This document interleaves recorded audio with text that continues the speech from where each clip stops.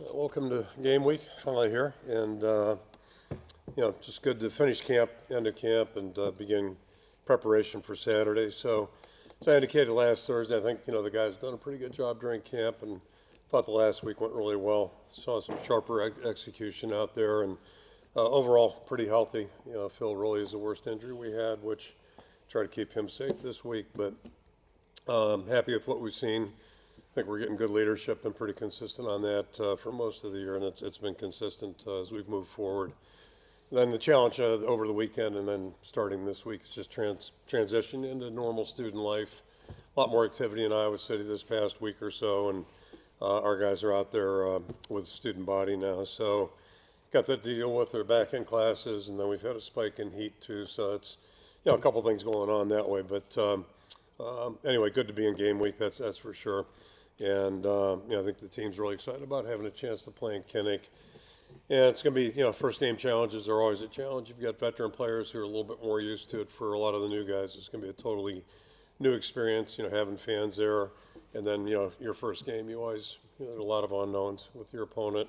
And I'll talk about that in a little bit here, but that's kind of where it's at. So as we look forward, moving forward in the game here, our captains, defensively, we've got Jay Higgins and Quinn Schulte. Offensively, we've got Luke Lachey and Cade McNamara. Those will be our four captains going out for the toss. And then transitioning to Illinois State, obviously a good program. They were 6-5 last year. Of those 5 losses, I think 4 of those were by 8 points total. So played in a lot of close games. Coach Mack's been there since '09. I've known Brock for quite some time. A lot of respect for him as a player back in the '80s when he played at Purdue. Outstanding player for him there, and he's had a great career in coaching. Certainly was a big part of the success Purdue had when Joe Torre was the head coach there. When we got here, they were awfully tough to beat, and Brock was a big part of that, being the D coordinator. Gotten to know him over the years, outstanding person, just a really good football coach. And then if you look broader, a lot of the guys on the staff have experience at Illinois State. So, they've got an identity. It's no big surprise. It's a veteran staff for the most part, and I think they have a good idea what they want to do, what they want to accomplish. So a lot of respect for them that way. And then, football-wise, they've got a lot of returners back, on both sides of the ball, plus special teams. Their specialists are back for the most part, pretty balanced offensively, run, pass. They get the ball pretty quick, so it's hard to get to their quarterback. Defensively, it's a little bit of a different preparation because they've got a 3-man front, and we've been practicing against 4 basically all camp. So some adjustment there, and then, as you might imagine, they've got a good pressure package.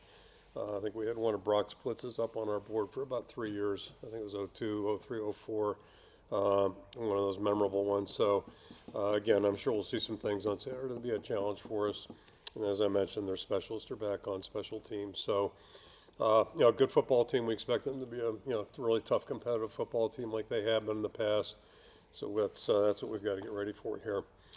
Just transition real quickly, and I'll throw it out for questions. But just thrilled that the kid captain program is still in effect. I believe this is the 16th year. I think it was '09 when they started that, and it's just a really, really good concept. A really nice way to honor some special people. And this week it'll be Carter Schmidt, who is from Coralville. His grandfather, Kent Ellis, was actually a captain here in 1980.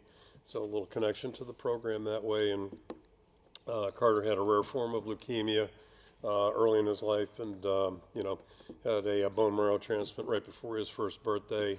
And has been treated since, and looks like he's in great shape. He's been pronounced clear and cured, so really happy about that. And he's a very active 8-year-old right now. Likes to ride his bike, and very involved in sports. And then the last thing, just want to pay tribute to Don Sucky. He played here in '56, and Don passed earlier in this month from Belle Plaine, played center on the '56 team, second team All-American, first team All-Big Ten, and served as an honorary captain back here in '04 for our Kent State game, and just a first-class guy. So had a really long, productive life, and our feelings to his family, certainly. Just a great guy. So that being said, I'll throw it out for questions.